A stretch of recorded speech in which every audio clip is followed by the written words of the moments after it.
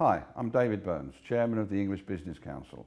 Today we're putting together some discussions on ways forward for small businesses and what they can do and how they can do it in relation to the virus and the pandemic that's happening at the moment. I'm sitting here with Raj Kotecha. Raj, what do you think? I think just ahead of the cameras rolling, I asked you as a seasoned business person, have you ever seen anything like this before? And you said no. I think that's a really good place to start, is that we can't really draw too many parallels between the world that we live in today and other things that have affected maybe the economy and small businesses in this way before. Now, certainly we can compound and aggregate the things that we learned in 2008, and we can look at what happened in 2000 with the dot-com burst, but this is really something that affects people at a biological level. It affects the way that people work and collaborate. And so I think that a fresh mindset is needed to approach this, and that's probably where a lot of the solution will start, in the heads of the business leaders, and leadership in itself is probably going to be one of the strongest contributions that the business community can make. I think you're right, and I think that this is the biggest game changer that anybody has ever experienced. The previous game changer like this was the Spanish flu, and nobody's alive who can remember anything about that. We have some data and that's it. You started off as a shopkeeper's son. You went on to be a DJ. You then formed a very large and successful networking group in Dubai. You had contact with lots of people for a long time, and all that's finished. That's stopped. You can't do any of that now. So you're out on a limb. You're on your own. What are you doing now? I think there's two perspectives when it comes to what am I doing now. One is looking at what is the inherent value that's built up from growing those communities over the last 22 years. One thing that we've always been very proactive in is collecting people's contact information. Not only, never in the event that something like this would happen, but more so that we can grow those communities. And so we've always had tech-enabled platforms like MailChimp, Eventbrite, Facebook, Instagram, connecting people up when it comes to registering for attendance and things of that nature. So we're very fortunate that a lot of those contact lines with those populations and those communities still exist. Let me just interrupt you a second there. You talked about people's personal information. How does that affect now with these GDPR rules and regulations? How are you allowed to keep that information, and what can people do in places outside of jurisdictions like the UK and Europe where that's a force of law? Well, to my understanding, the GDPR law really impacts anybody who's from the UK and Europe, regardless of where they reside, including here in Dubai. And so we behave when it comes to data the way that we would do if we were in London. And I think the number one thing there is looking at people's data in terms of when did it enter your system, and then how secure was it once it got in there. So we're very fortunate because every single person in the My Friends, Your Friends community, which is one of the communities you just mentioned, it's the one that we're known for here in Dubai, which is a networking organization, I guess, based on 15 core friends. They invite 15, 20 people each, and about 300 to 500 of us meet in a bar. We can actually attribute at what point they signed up, what IP address they used when they signed up, so that we can never be short-sighted when it comes to the attribution of that data. Okay. So it's always voluntary, and every single human being, from when we started 3 years ago with 15 people to now 3,500 people, every single human being has voluntarily put their data in. Fine. Now, Phil Bedford from Ascentive has started a online networking process called Quarantine Connect. Mm-hmm. And he's inviting 20 people to sit in their own homes, talking to him and doing some online networking. Could you do that for your community at 3,500, or how would you look at that? It's a really great question. I think that it's good if this gentleman can operate with those kind of numbers. We are the fastest growing organization when it comes to like social gathering in the UAE. Fastest growing. You're not growing at the moment. Yeah, I mean, I'd like to be benchmarked based on the number that we left just a couple of weeks ago on our third birthday. But I think from my perspective, what we're thinking about at the moment, and this is truly an exclusive because it's a product in development, but it's what we're calling the kindness exchange. So if we remove the networking element and the people conversating, how can we create a listing board of sorts where the most prominent and active and proactive members of our community, who we encourage to be kind and meaningful connectors, can list what they do? And really, it's kind of like that, as you mentioned, I'm a shopkeeper's son, it's kind of like that drop a penny, pick up a penny type thing. So you might say, okay, listen, what I can offer is I can offer expertise when it comes to bringing your business to the UAE. I might be able to offer expertise when it comes to content strategy, social media, event organizing when that comes back online again. And then I can also say, well, what do I want? And I might say, well, at the moment, what I could do with is more video editors, more copywriters, more graphic designers. And so what we're looking at doing is building a kindness exchange, which is a marketplace where people can trade what they have. And I say that to say this, which is that the biggest thing that businesses can do right now is to understand what as this being a global pandemic, what the global priority is. And the global priority is people's health, the health of the less fortunate, the health of the people that we love. I'm more concerned about our well-being and your well-being than I am about this video getting 9,000 views, because I really think that we're all going to be impacted. And so I think probably a good way to kind of enter the next phase of this interview is for me to say that I really feel for all the people that are affected thus far and will continue to be affected. I think that's a sentiment that we all have. Yeah. And I have already posted that family is more important than anything else. However, in order to maintain good family positions, you need to make money. There has to be a commercial side to everything. We can't continue unless we have the resources, financial or whatever, to provide the support we need to the family. So taken that we all agreed with you, in fact, that the family is important, the commercial side is equally important in terms of providing the resources. So now, if you go back to my question of your 3,500 and you started a kindness exchange. Yeah. I'll give you an example, and I've been watching social media now in the last few days.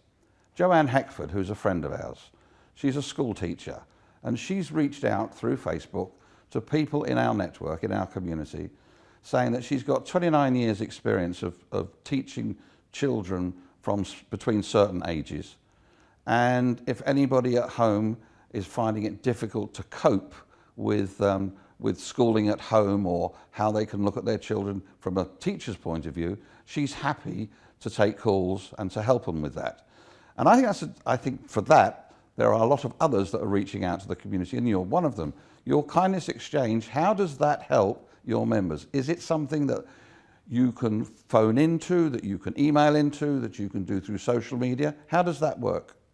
So it's a product in development, but it's based on the fundamental, like we've all seen a tremendous amount of kindness come from brands when we look at the UK. So we look at places like Pret a Manger or Nando's, saying if you're a key worker or you work for the NHS, people that work in professions such as that they're prepared to offer free meals or extremely aggressive discounts for food. And I think that's the number one thing that, if I can convey nothing else in this conversation, is that even in situations like this, we all have something to give away, even if it's a shoulder to cry on or someone to listen. But there again, you said a shoulder to cry on. That's not going to happen, because you can't cry on somebody's shoulder if you have to keep a yard or 2 meters distance. You can't give away free food because it's not allowed at the moment. So those type of things that you're doing can't actually happen. What can you actually do now that will make a difference? And so one of the things that's protected from some of those restrictions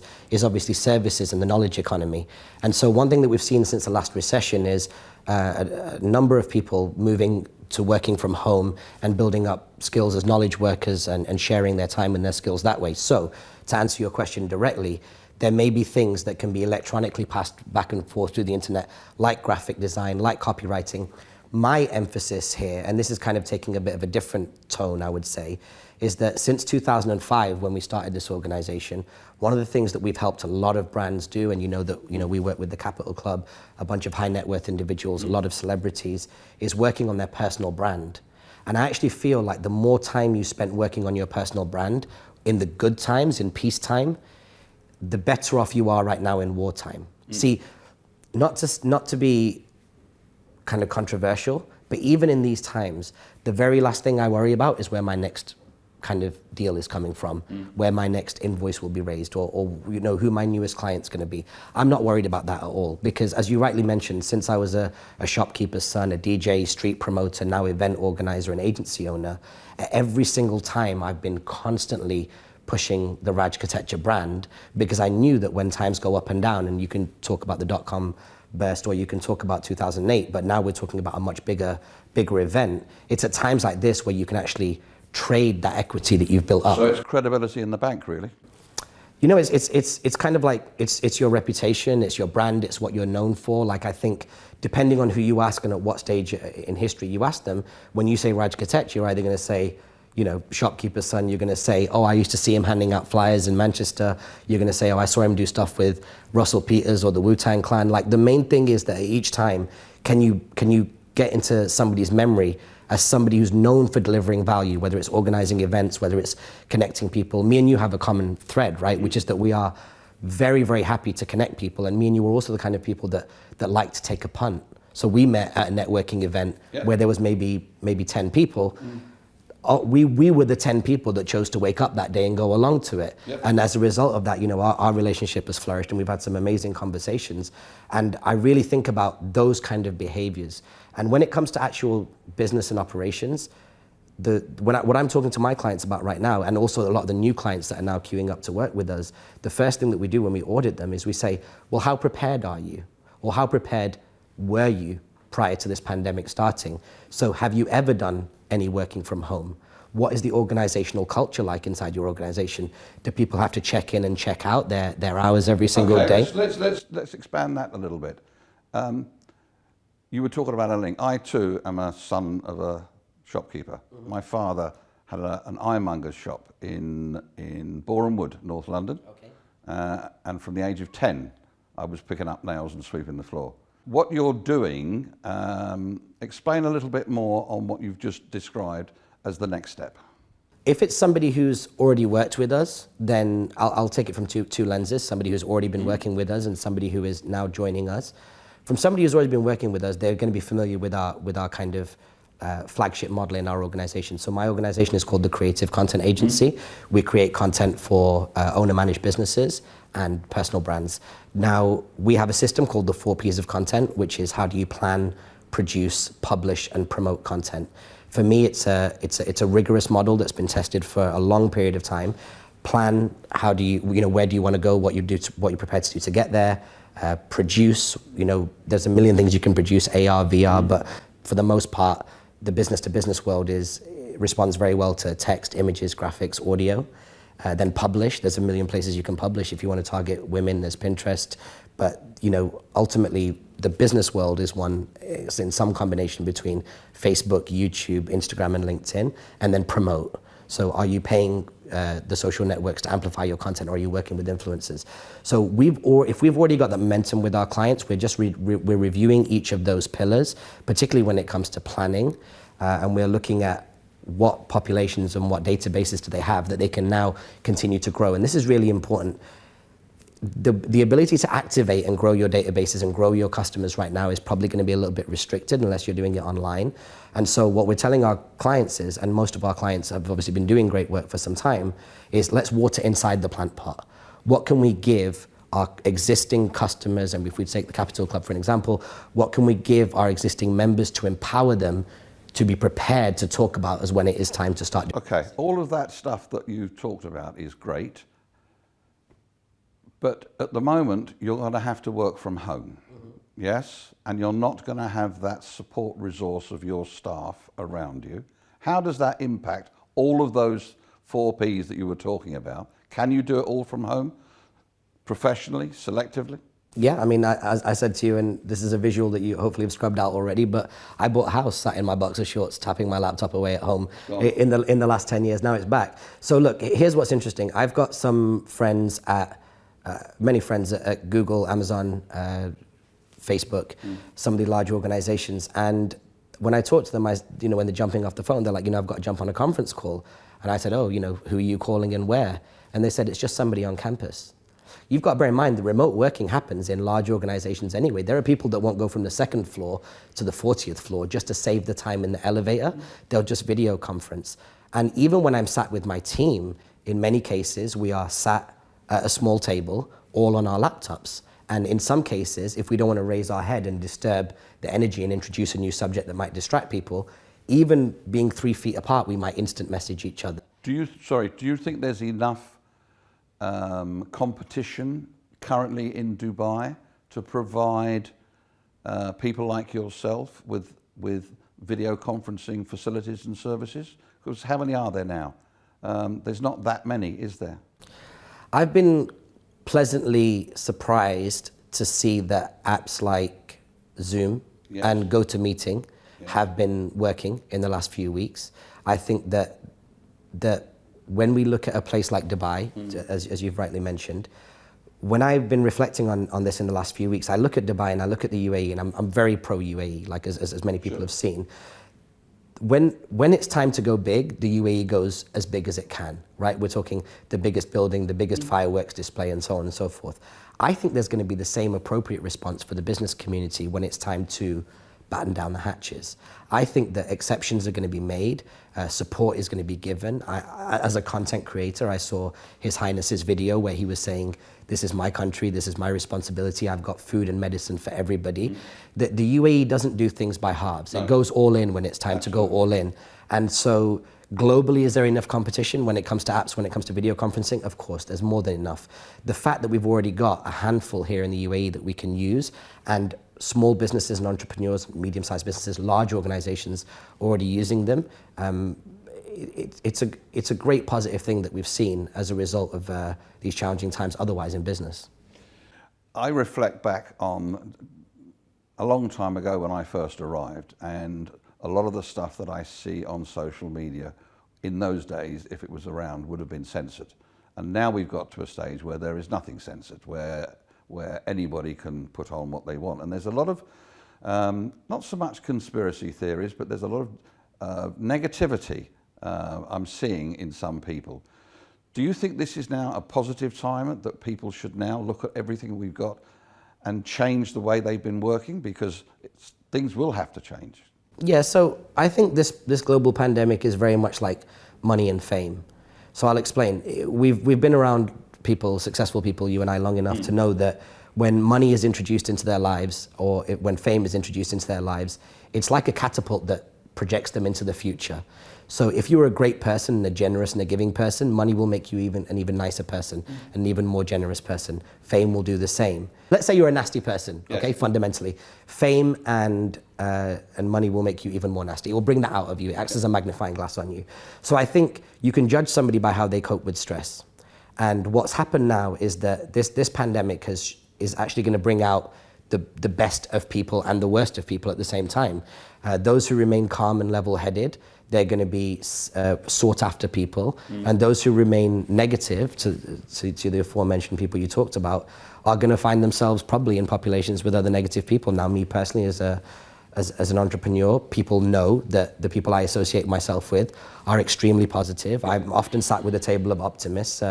My mentor for the last over decade has been Gary Vaynerchuk, whose outlook on life has always been, glass more than half full. We've been very fortunate to launch a couple of books with him. I've spent a lot more time with him than other people. And I think that that's inherently become part of my DNA now. Let's just have a quick look at 21 ways to turn lockdown into commercial opportunity. We'll not do the full 21, but just a few. Okay, build a more powerful social media presence for your brand. This is a great time to develop or create, if you don't have one, a corporate Facebook page. Remember, in today's market, a good Facebook page can even make your website redundant. It's really, really important to everybody watching at the moment to understand that sweeping generalizations, rules of thumb, headlines are actually going to do more harm than good. Okay. If it wasn't appropriate for you to have a corporate Facebook page and you don't have the skills, the storytelling ability, the content, the 4 Ps of content, the plan, produce, publish, promote approach, or any other approach, then all of a sudden this global pandemic is not going to make you great at that. What you need is the right resources around you. I'll tell you one thing that happened just a week ago. As the virus started to permeate both geographically and economically across borders, the first thing that I did was call up the business people who I've already done business with and that I already respect and that I've made a lot of money with, and said, hey man, what do you think? And we didn't even, and these are business people who I really love and I trust. Sujan Shah, who's the guy that I did VaynerWorld with, the Gary Vaynerchuk book launches. When he answered the phone, I didn't even say, hey, how are you? I was like, time to separate the men from the boys then. And he goes, yeah, what you doing? And then we just got straight into it. So the number one thing that I would do is look at, first and foremost, who's your committee? Who's your advisory board? Everybody's business is slightly different, whether you're a one-person band or you're a small, medium, or large organization. It's important that you get the right people around you that give you the right combination of perspective. Okay, if you're a small business, and I agree 100% with what you said, and I'm actually on a number of those advisory boards to help people out. If you're a small business and you don't know anybody or you don't have access to an advisory board, where do you find those people?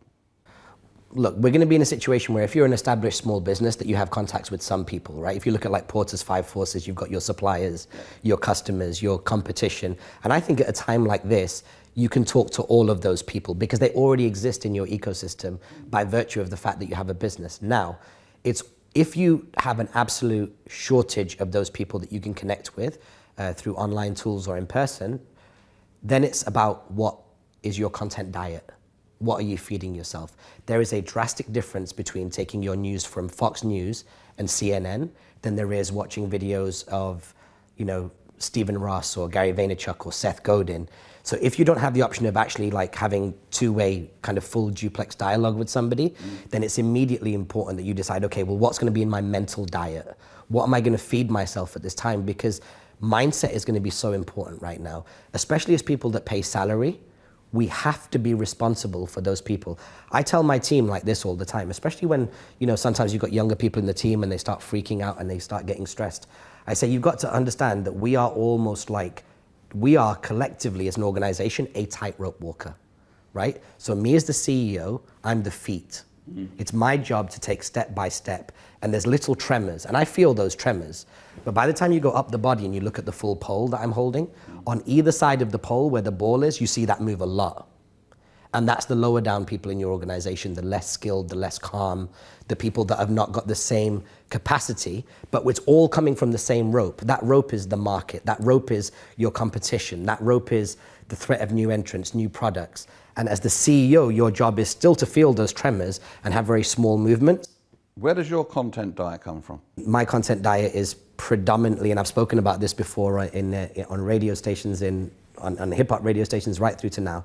The people that I really enjoy following their content, it's no secret because I've launched a couple of his books in the UK, is Gary Vaynerchuk. Yeah. Seth Godin, I believe, is a tremendous voice of reason, especially from a philosophical point of view. You can just go online and see his videos on YouTube or something? Yeah, so Seth Godin's released many books. Many of them have been world renowned as being kind of great, like, Lynchpin, Purple Cow. Yeah. He's got some phenomenal lectures that you can watch online. And also even him, and he's a very senior and seasoned marketer. He must be, I'd be taking a guess, in his 60s, late 60s. He's even now taken to Instagram Live because he's got a large community and he's sharing his voice with them. And that's the thing. You don't have to give away sandwiches or food or anything like that. Your contribution at a time like this is not how can I protect what I've got, but how can I help others? Because karmically speaking, we know this. If you give at a time like this, not only are you short-term immediately seen as generous, but you're also building brand equity for when there's going to be a market upswing. And there will be a market upswing. Yes, paying forward has always worked. Always has done, always will do. Absolutely. Do you have a television news channel that you trust?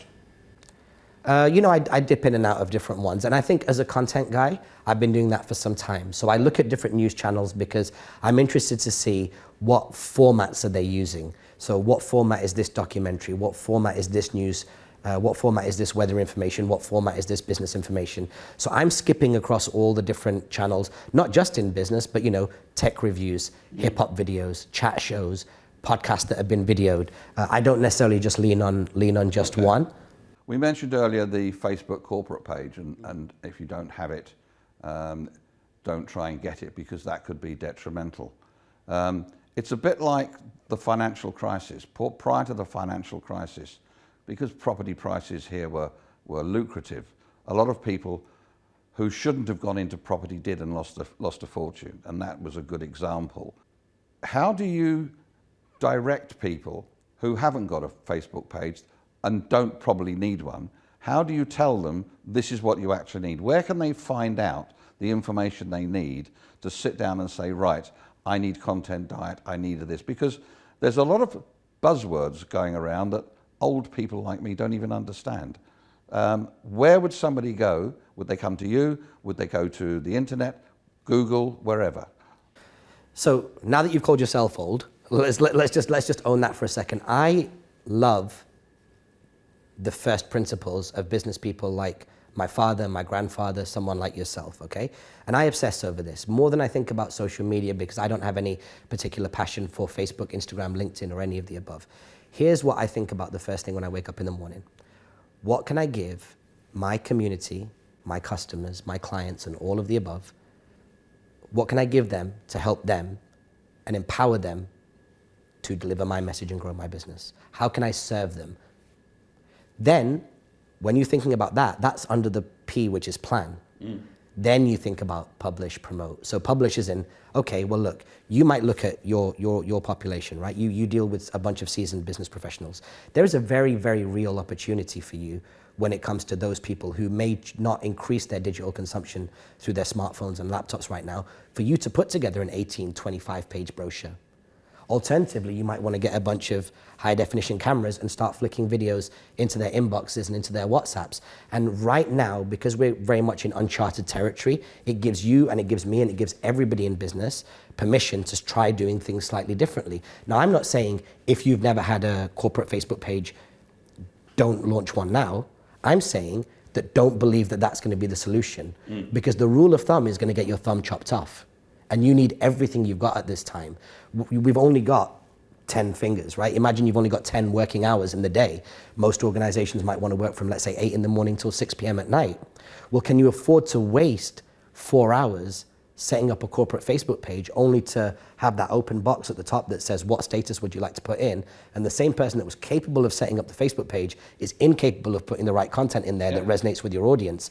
And so you've got to decide, where do you put your resources? And that's where, this is really not a plug, I'm giving this away for free. Like, when you look at plan, produce, publish, promote, and I speak about this already for free on the internet, if you follow that method and in that order, and then over a period of time you realize that all of those are actually quite integrated, then you're not going to waste those resources. Okay, so one of the things also is create a new business plan and forecasting model. Everybody, I think now, is looking at what they're going to do in the future. And I think they're looking at the current model based on office life, resources, entertainment, all of that. And all that's finished. All that doesn't exist anymore. As of today, you have no office, no networking, no personal contact. Everything is going to be electronic. That's a huge shift change. That's a huge game changer. And people have to deal with that. You're an experienced content provider. That's what you do. And that helps people. But what about those people who are not as experienced as you? Where do they go to find out what they need to do? With reference to developing and changing their business plan and their marketing plan. Okay, with regards to changing and developing their business plan, I think that particularly whilst we record this conversation, which is the first half of 2020, I think it's important to realize that right now we're going through a period of rapid daily change, and if not more than once a day.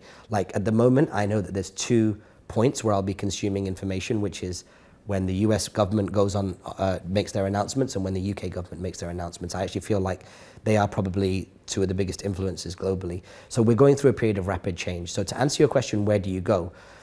The way that I would look at that is I would say, okay, when I'm looking at different perspectives, in the short term, how do I adjust my marketing plan based on the technologies that are available that maybe I'm not very good on at the moment? So if you don't know Zoom, guess what? You go to YouTube and you type in getting started on Zoom, or go to market, or how to start a podcast. And then once you see how to start a podcast, you'll see that there are service providers like Libsyn or Anchor, and it's actually not that difficult, right? And if it is difficult for you, and I understand that sometimes, there are people that don't understand certain language, RSS, MP3 compression, it might not make sense. But even somebody who doesn't natively understand those things, and let's just say that that's you, has a guy or girl on their phone that they can text who'd be very willing to help them. So the conversation that you and I had a few months ago where you sat down and you said, okay, content, you know, what's your 2 cents and what do I need to know? Yeah. Well, it's my pleasure to sit with you and explain that, right? And it's my pleasure to share that on my own social media and scale it. And so I think we've got to really start, first and foremost, break out of the silo of limited resources. We don't. If you've got an internet connection, you've got a smartphone in your pocket, you've got a great shot. Now, looking at other windows, funnily enough, I'm actually very positive. I'm as positive as I ever was about our 5-year window. So pre-coronavirus, I'm very aware of the fact that come 2025, even the smartphone is going to be redundant technology. We're going to have quantum computing and much faster device-to-device communication. So when you look at the coronavirus, and yes, there's going to be a lot of people hurting, there's going to be a lot of people whose lives are shortened, but when you look at the macro paradigm shifts that are inevitable, they're going to happen anyway. So my real challenge to you is, you know, God willing, we both come out of this the other side safe, and our families too, but how is this going to affect where we are in 2025? How do you think it's going to affect you? You know, I think that there's going to be some effects, but I don't know if it's going to change the fundamentals. And you think that smartphones are redundant? I have it on good knowledge that within the next 3 to 5 years, even Apple themselves are going to be phasing out the smartphone, and they're going to be looking at more wearable devices or integrated devices. You see, the form factor of the smartphone is a reflection of what?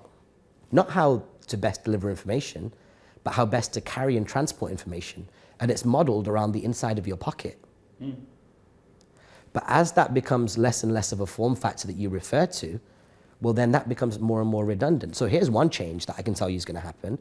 I think that this epidemic or pandemic that brings people at home and actually has people touching each other less is going to be even better for voice-activated apps. Yes. So if you're at home right now and you can just tell your door, you know that Deliveroo is coming nearby to deliver your food, or whoever, you know, Amazon, whoever it may be, and their phone is already talking to your door, and then you're able to just look at your watch and you're able to see the delivery person and go, approved. You don't need to stand up or touch anybody.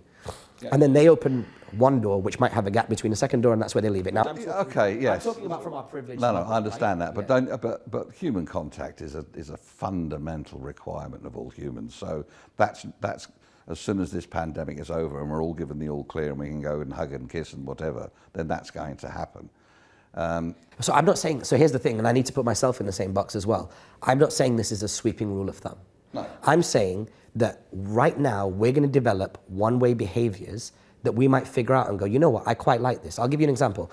In 2008, I was working at The Guardian and I saw the folks from Lehman Brothers in the financial districts packing up their boxes and leaving.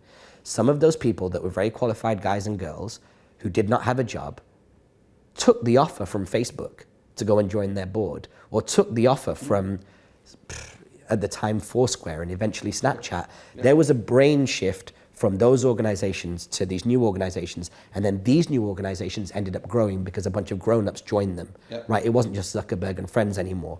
So what's going to happen is when people are exposed to different things, that becomes the new norm for them. There are people that were hedge fund managers that now work for tech companies.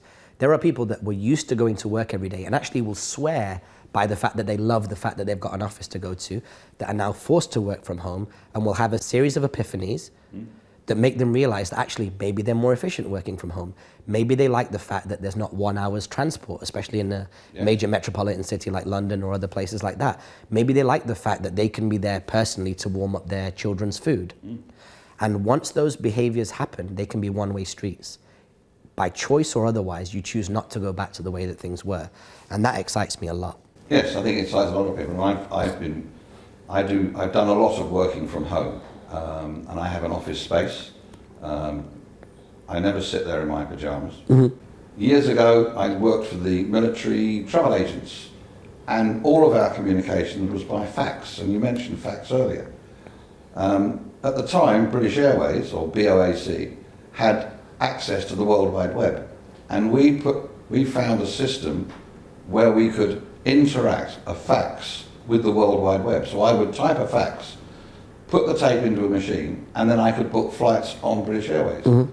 So I've seen the progression of phones, and I know I had the brick, I know I had the Ericsson block that everybody was talking about. My first mobile phone had a car battery attached to it. So I've seen all of that up until what we've got now. And I was on the golf course the other day and people were talking to their watches, which I found very bizarre, a bit sort of man from Uncle-ish. So there will be a change in that. I'm not sure whether or not everybody would rather have an implant in their ear rather than hold something. A lot of people don't use Kinder because they like the tangible feel of a book and turning the pages. And I think people will still want to have that interaction. But I think there's going to be a complete shift in our technology on how we move forward on what we're going to do. Listen, I think, look, my agency, although it's called the Creative Content Agency, what I really tell clients once we hang out with them a little while and spend a bit of time with them is that we are basically a management consulting firm cross-dressing as a content agency. And so when I'm actually giving strategic advice, one of the things I talk about is sweeping shifts like that. And I always advise my clients, take a ratioed approach. Now, I'll give you an example from the perspective of a DJ. In the 90s, we used to all carry around large boxes of vinyl. Vinyls went to CD, CD went to MP3, and MP3 went to, now can be carried around in USB sticks. And I know DJs that tour around the world with hand luggage because all their music's on a USB stick.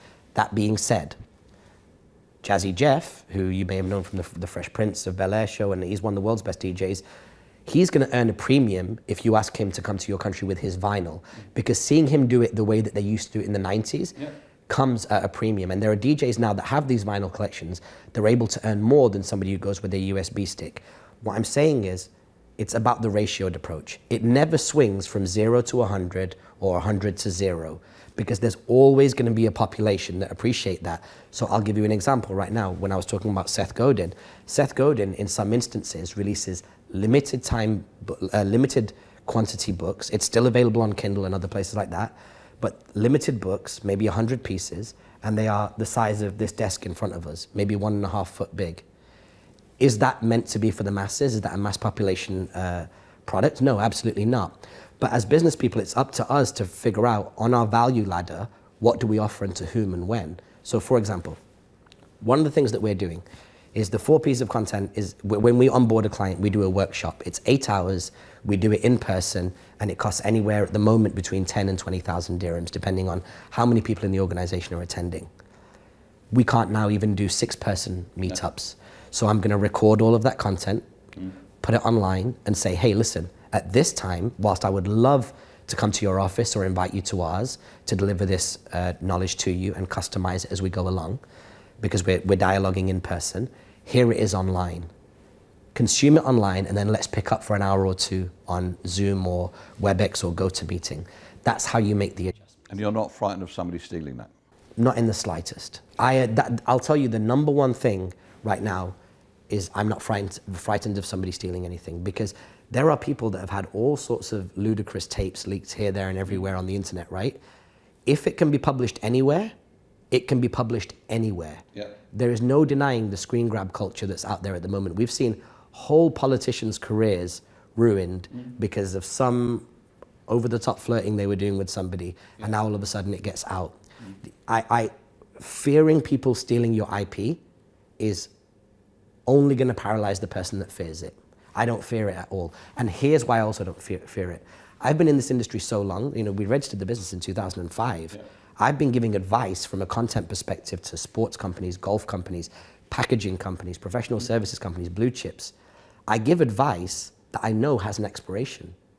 You see, right now, I'm advising clients as to how they should put out content between Instagram and LinkedIn. But in this same market we're in today in Dubai, in 2015, 16, 17, we were giving the same advice about Snapchat. But now we're not as much. See, advice is only as good as the vessel it lands into, the context, the client's particular problem, the market and what the market's going through. I have no doubt in the world that all the advice we have to give from today onwards in a coronavirus world is going to have to adjust. And we have to enhance some parts and dial down others. Do you think there's too much advice? Nope. Never? Nope. Advice is only as good as the person executing it. Okay, what do you think now of the blog industry? Because everybody and his dog seems to have a blog now. I saw something on television the other night about it was Instagram, and a cat has got something like 10 million followers, which I find, I'm a cat lover, so I find it quite cute. But and they make money out of this. You know, they photograph their cat next to a bowl of particular food. But blogs are written content and doesn't always have the impact as a picture. But the actual content that you see in a blog is more technical, is more real. Well, look, dude, it's really important that we don't have generalizations. Like, I have to protect you from that thought process as well, because you can have a graphic that's an infographic that has much more information than a poorly written blog. There is no such thing as a blog, a typical blog. Okay. There is a blog that was written by that practitioner on that platform for that purpose. I've written about this before in the press, like the right person writing on the right platform with the right purpose, core purpose intent, is going to have much more impact than somebody trying to copy them and having one of those variables wrong. See, right now, I don't write blogs, but I also know that back in 2008, we had a blog called Love Soul TV. At that time, when nobody was making blogs, I was able to interview every single celebrity, every single musician that I adored from a teenager came onto my blog, and we videoed them and wrote them up on the blog. Then blogs became a little bit saturated, and then they went down. Then the social media networks like LinkedIn launched their own blogs, like Pulse. Now I can write on LinkedIn Pulse and write a blog on there and see my revenue go up, or my lead generation or my top of funnel attention go up. We have to be really, really careful. And I understand, right? Because, like, you know, if something's not new, you describe it from a headline perspective. But there's no such thing as a blog, a video. There is the practitioner, the purpose, and the platform. And any of those have a multiple of variables underneath them that can change. And so a blog might not work for me, but it might work for you. Yep. Change the company's lines of communication. In 2018 survey, Aon Hewitt found that globally 76% of employees were unhappy with how management communicated with them. How should management now communicate with their employees? Because, give an example, Emirates have just said that they're not going to be flying from the 25th. They've got 60,000 employees around the world. How do they get the message out other than the letter or the normal channels? How do small businesses get the message to the right people in the right way? Small businesses, like I said, the pandemic is going to be a magnifying glass on them. Yeah. If you always had a culture of honesty, transparency, cadence, being really candid with your staff, then right now that's going to serve you really well. If you were always sneaky and hiding and not being transparent with them, then right now that's not going to serve you, because they're not going to know what's behind your mental panic wall. And this comes down to the point that I was making earlier on. How prepared are you for this? Like, you have to really audit, what did I do consciously or unconsciously ahead of this pandemic happening that has put me in a advantageous or disadvantageous position where we are today. Now, my organization and me as a person has been working from home for over a decade, okay? We are used to using messaging apps to send each other files, to send each other notes, words, to manage each other's schedules, cloud computing. Google has an amazing solution. Like, we're used to that. So we're ready for that. We've not had to now figure out how to make those changes whilst dealing with the market and the pandemic. We already had those things in place. However, leadership is so important here. Depending on where you fit inside the organization, you need to look at the leaders that you've employed to run your companies, or look at yourself as a leader and the leaders that sit horizontal to you and say, is this the right mix to cope with where we're going? Bob Iger, just ahead of this, CEO of Disney, and many other CEOs, Match.com, have all stepped away. Why? Because if people saw this coming, they're going to reconfigure and reshuffle the cards to put the right appropriate leadership in place. Sure. Raj, we've had a conversation on generalities, and you've picked me up on a number of occasions for sort of being too wide on some descriptions. Let's bring it down to earth and let's talk about the region here in Dubai, the UAE, Middle East. But let's talk about Dubai in particular and SMEs in Dubai who are going to be suffering, especially those who provide services or products that aren't selling at the moment, into hospitality, restaurants, bars, financial services perhaps, I don't know. Where's the next step for them? Because they're hurting. People like some of the smaller SMEs who provide services that are delivered, they're hurting. What can they do? Do they need to change everything? Do they need to diversify into something else, which is dangerous, as we already know? Or do they just sit back and say, well, it'll all blow over in a couple of months. If we can hold on, let's do so? There's probably hundreds and hundreds of companies that fit into that description, Yes. and all of them have their own unique challenges. I think that because of the nature of the challenge that we face at the moment, there is no, unfortunately, magic wand kind There's of no silver bullet. broad solution. Yeah, there's no way of looking at that. Now, for some organizations, it is worth looking at making adjustments that other people in their industry have already started making. So let's be very specific to the F&B industry. Yeah. There are lots of people in the F&B industry that have stayed out of delivery, or maybe not embraced delivery to the fullest extent. Mm-hmm. They've also not embraced the revenue opportunity of turning their single kitchen, which produces food just for their restaurant, into a cloud kitchen where they can, using the same carrots and the same courgettes, produce 5 or 6 different items from different styles of food. We've seen that on the increase. I think now would be a really good time to do that. Specifically looking at Dubai and the world, I mean, ironically, this is an answer that does appeal to both. Look, contact has stopped. In-person contact has stopped. Yeah. Communication has not. No.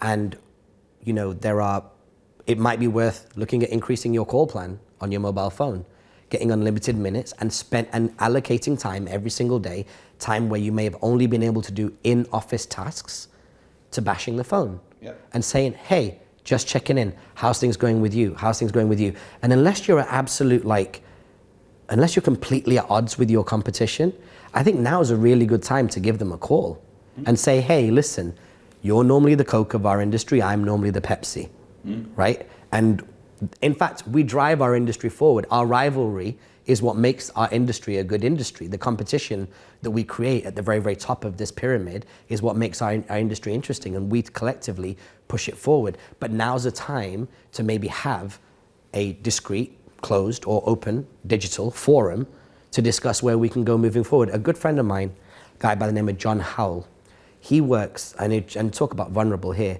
he works in aviation development, and a lot of his work is in Africa, intra-African travel. With the virus, with the impact on travel and tourism and the airline industry, his conferences have all been postponed. Yeah. and may even be cancelled for this year. So what's he done?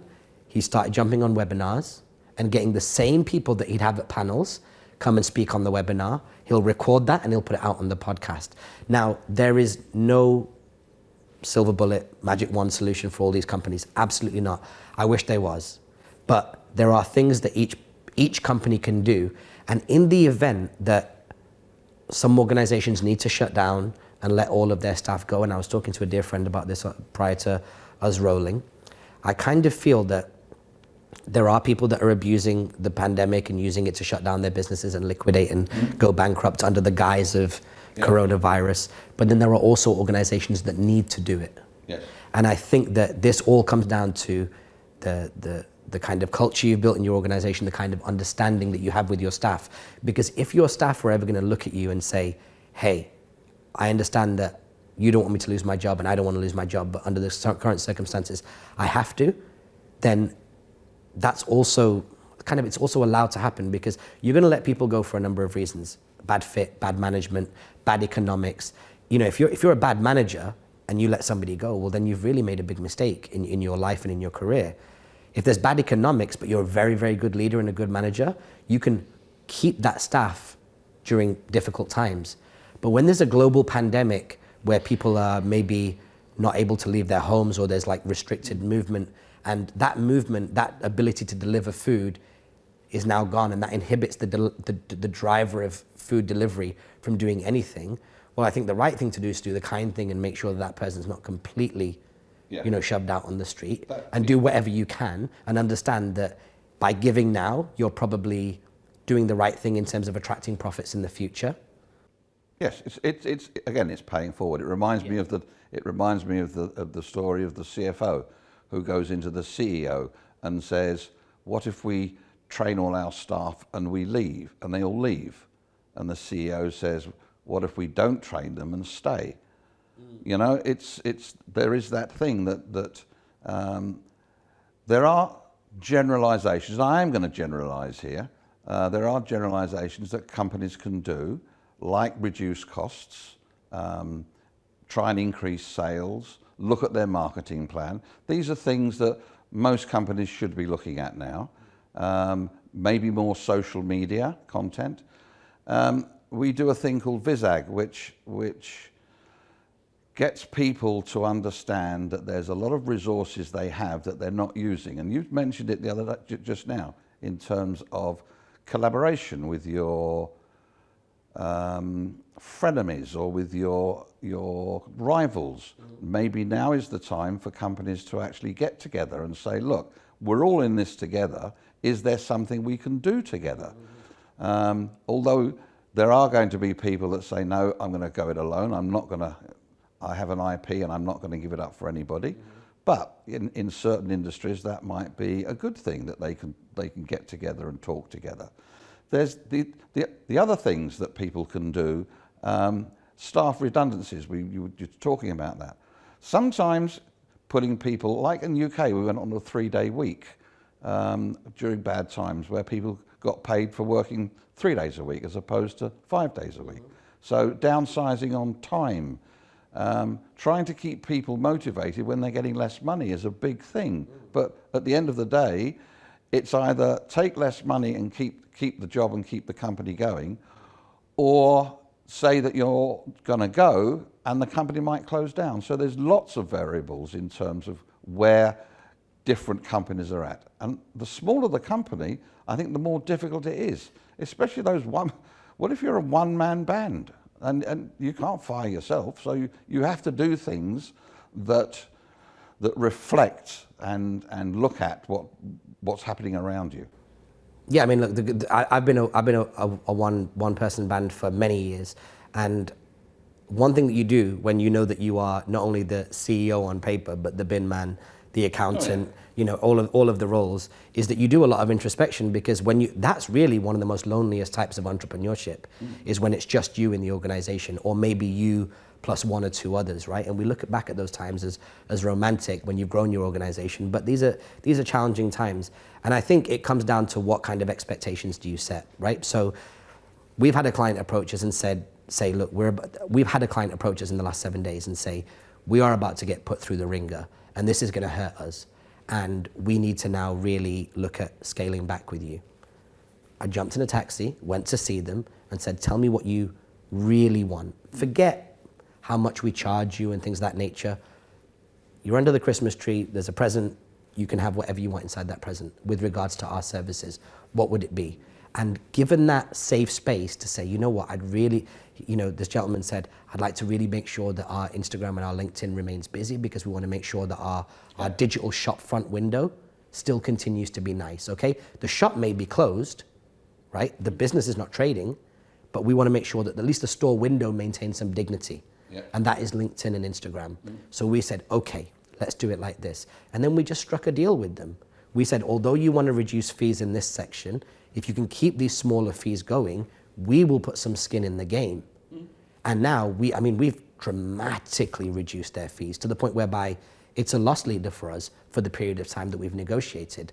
That being said, the number one thing here again is, what's your window? But you know, that obviously builds brand loyalty between your customer and you, because he knows that you've got skin in the game and that you've helped him out by reducing his fees, as you say, massively. And he's going to stick with you when it all gets better. Right. So here's the thing. You know, I've got a lot of dear friends. We've got a lot of mutual friends. Many of them are in this room right now, right? We're all going to go through different businesses. We don't know if the video content that we make right now will even have a home in 3 years' time. No. Because at the moment, a lot of people are consuming it on televisions, laptops, mobiles, things of that nature, right? Soon it might all be through glasses and things like that. So our whole industry will have its own little mini pandemic when that paradigm shift happens, okay? So my whole question is, there's going to be if we're very lucky, there's going to be a time between when we stop working because we're incapable of working anymore and we pass away. And that will be the Bali/Hawaii period of your life, right? And my whole thing is, the business people that I'm working with right now, will I be able to sit and have a cocktail with them on the beach in that gap? If that gap is from 79 to 84, I want to be able to conduct myself with dignity and look back. Because right now we think very short term, like, oh, well, how much of a discount can I do? And I've got to let this person go. But really, what is your dignity as a business person? Can you, when everything's said and done, sit down, have a drink with that person, knowing that they bear no animosity towards you? I think, I don't know if you've ever seen this cartoon, but Wile E. Coyote and Roadrunner. Yeah. And there's this one version of that cartoon where they're just like run. They go to massive extremes to avoid each other and catch each other. And then at the end of it, there's just like the 6 p.m. bell. And they both just check out. And then they just go and they're just walking and talking together. Wile E. Coyote has no interest in catching the bird, and the bird has no interest in, Roadrunner has no interest in running away. And that's how I think about business. If you look at, when you sit down with somebody and you're looking at a plan, the first question is always, where do you want to be in 2, 3 or 5 years' time? Everybody asks the same question. So, given the current situation with what's going on, and you sit down with somebody and say, where do you want to be in 5 years' time? I'd like to be alive. I'd like to be around.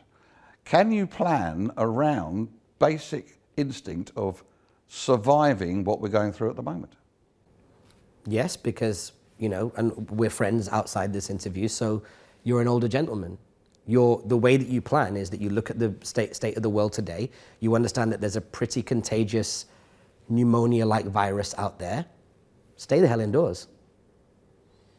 You can, because you know what the cards are. Now, could you go out and you've got a lot of pull in this city. You could easily, even today, with all this craziness going on, arrange your own dinner tonight for 12 people, and people would come. Mm-hmm. But you're not going to do that. No, I wouldn't put people at risk. And yourself, because the primary here, the way we started this hypothesis off, is how do you stay alive for the next 5 years? Yeah. Well, the way that you do that is by avoiding doing dumb stuff, right? I think, but you still have to take certain risks. You wouldn't be here. This is a risk for everybody. Everybody in this room, it's a certain risk, but you still do it. Yeah. Because life without a certain amount of risk isn't life, as far as I'm concerned. Yeah. There has to be that little bit extra. I mean, to me, this is a measured risk. Ahead of coming down here, there was text messages flying around. Is it still going ahead? What we're doing? All things factored in, considered. And you saw I walked in with gloves and a mask. Yes. I'm prepared to do it because I care about you and the people in this room. That being said, in 2 days' time, if there is a federal kind of adjustment that prevents any kind of movement that's deemed necessary or unnecessary, well, then we've just got to play those cards. One thing I love about one of the interviews that I did with Gary Vaynerchuk, in VaynerWorld 2016, I think he said, Gary Vaynerchuk said, I don't mind what happens as long as it happens to everybody. So he was talking about Trump, like for many people, especially liberal people, Trump was a terrible thing, but it happened to everybody. Yep. It didn't just happen to the liberals.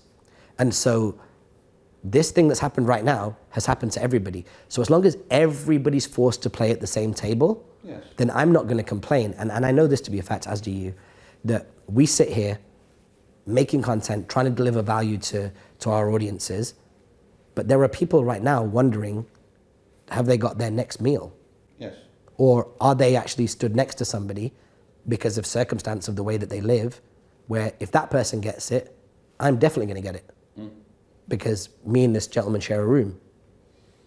There's a lot of uncertainty, and I think that we will be hearing in the not too distant future some announcements that will be made, not just in Dubai. And I don't know how that's going to pan out, excuse the pun, over the next 2 months, because that's the critical period, the way I see it, and the way the World Health Organization sees it. The next 2 months is going to be critical to the world on what's happening out there in the world. Yeah, I mean, this virus does not have the ability to choose who it infects or how it attacks. No disease does. Yep, it doesn't have that, and I think that's a great unifying factor. But a lot of my emphasis right now, one of the things that I'm looking at giving away is I've been very blessed with my mindset. I had very extremely encouraging parents and grandparents, and generally everybody that I'm around is very positive towards me, whether it be in the communities that I've built or otherwise. So as a result of that, I understand that there are other people that haven't, right? I understand that other people have been in relationships professionally or otherwise, where their mindset is going to really struggle right now. Like we're definitely going to, we've already seen a spike in anxiety and depression, and soon cabin fever is going to kick in. Cabin fever is going to kick in. Right.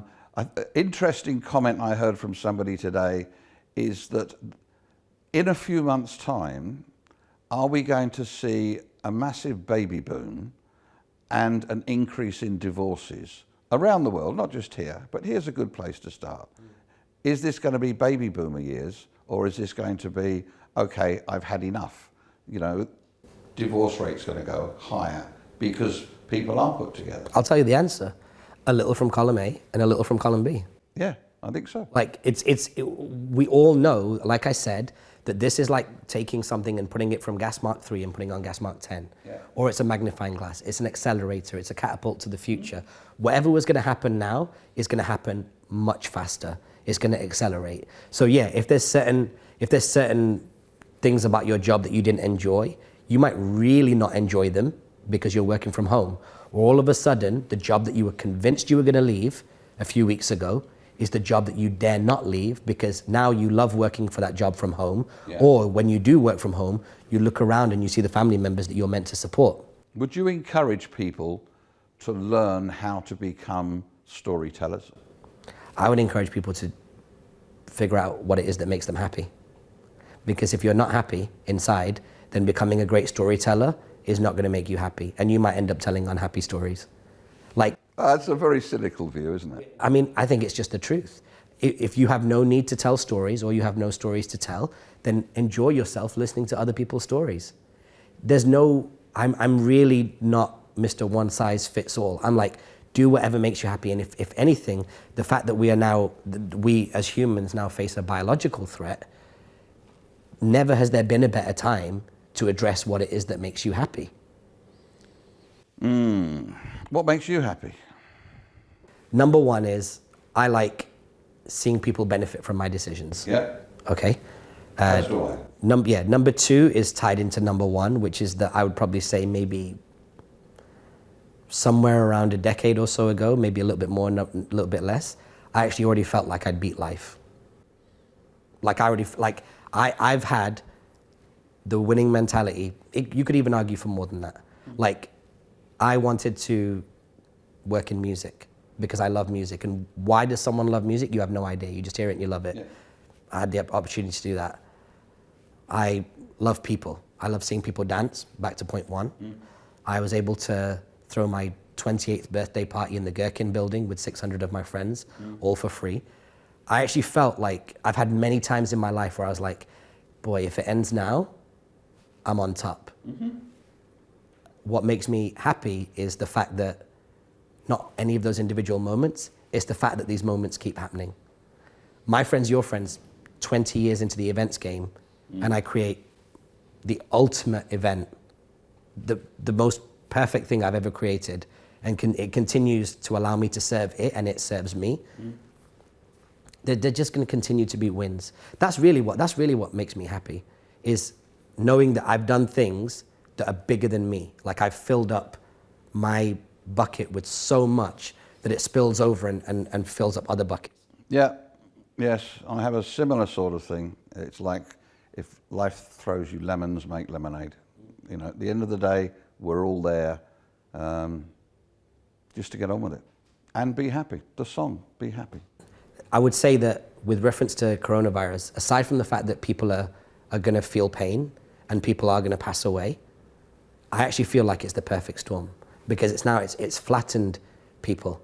And I love the fact that a lot of people that were talking about being like coaches and life gurus and experts and running masterclasses about positivity and mindset and well, now's the time to prove it. Yeah. Because I can tell you one thing for a fact, my mindset hasn't changed at all as a result of coronavirus. No. And you can ask anybody in this room, no bad days, no bad days ever. And actually, now when people really do show their true colors and actually go, you know what, all that positivity stuff, and I was just saying that just so I could sell a course, or I was just saying that so I could get people into my forum, or I was just saying that so that I can sell from stage and get people to buy my course for $3,997. Yeah. Well, now that's not true anymore. No. Now how are you going to make a living? Yeah. right? And so I love the fact that there is this purge, because it actually takes people like us who have genuinely been grateful for decades, and it makes us stand out even more. Nobody eats a roasted corn on the cob like me. Nobody. Because I love every single bite. I live my life, it's all videoed as well. Like, I live my life hugging, kissing, shaking hands. Not anymore. Not anymore, but like when that time comes back, now we have to find a way where you can hug and kiss and shake hands, but do it electronically. The hug and the kiss and the physical element of it was just a physical expression of it. Yeah. The sentiment and the intent behind me wanting to be with people, ask them how they are, shake their hands, give them a hug, thank them for coming to my event, whether it's 2010 or whether it's 2020, it makes no difference. It's the same. One thing that I'm I don't want to go down this route too much, but one thing that I'm very proud of in the way that I've run my life as a person and as an entrepreneur is the fact that there's consistency. Every single thing that I've said, I've been very fortunate to record on camera, and now I can prove it. Yeah. Right? And it's at times like this where your metal's going to get tested, and you can say, well, I've been like this. Like, I've been about connecting. If I can't do it physically, I'm going to do it on a video call. If I can't give my time to hundreds and hundreds of people, well, guess what? If there's an opportunity for an interview like this, I'm going to go and do this interview. And I'm going to send it to my whole network to let them know where I'm at, where my head's at. And actually, my home, everything is in bags at the moment, but it's close to looking like a TV studio in itself, because if I can't go out and talk to the people and reach the people and touch the people, well, I'm going to now start making my own content at scale at home. And I've made content for some of the best content creators in Dubai and the world. So now it's a time for me to actually stop making excuses, go inwards and start making Raj Kotecha content again. Yeah, but this is the thing, like, it's so funny, like my mentors, and I do have mentors, say to me, well, you know, you give this person this advice and it's working, but when are you going to do stuff for yourself? And I go, well, I'm too busy because I've got my VAT quarter coming up. I've got to travel here. Well, now, even for me, there's no more excuses. Now I've got to get on my dining room table with my microphones that I normally use with my clients and start spewing my truth into the microphone. Yes, absolutely. Raj, thank you very much for today. Absolutely wonderful. Glad you came. Wonderful to talk to you. Thank you for the opportunity. This is very generous what you're doing. I think at this time, as you rightly mentioned, where dialogue is sometimes a little bit restricted, there are a lot of people that I'm sure are going to benefit from this gift that you're giving people, and I appreciate the opportunity to come onto your platform. Raj, how can people get hold of you? If you can spell my name, you can find me on social media. So it's R-A-J, which is the easiest name to spell in the world, and then Kotecha, which is K-O-T-E-C-H-A, a little bit harder. But if you want to contact me directly, it's Raj@creativecontentagency.com. Raj, thanks a lot. Pleasure was all mine. Thank you. Thank you.